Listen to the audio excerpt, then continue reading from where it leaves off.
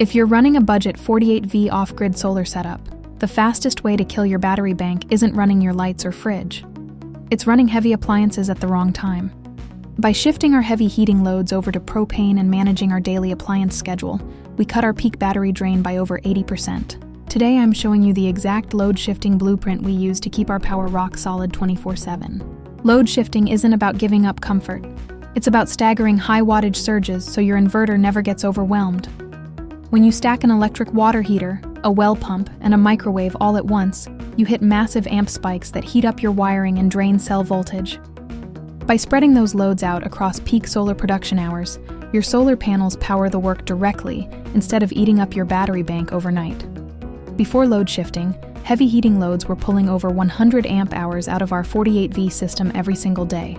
Once we moved the dryer and water heating to propane and shifted high draw tools to midday solar hours, our overnight battery usage dropped to less than 20%.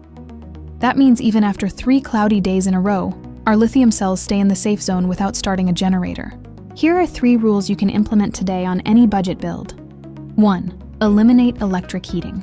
Move space heating, water, and clothes drying off the battery bank whenever possible.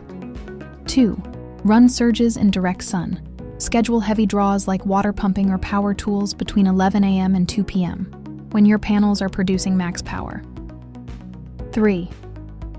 One heavy load at a time. Never run high surge items simultaneously on a single inverter.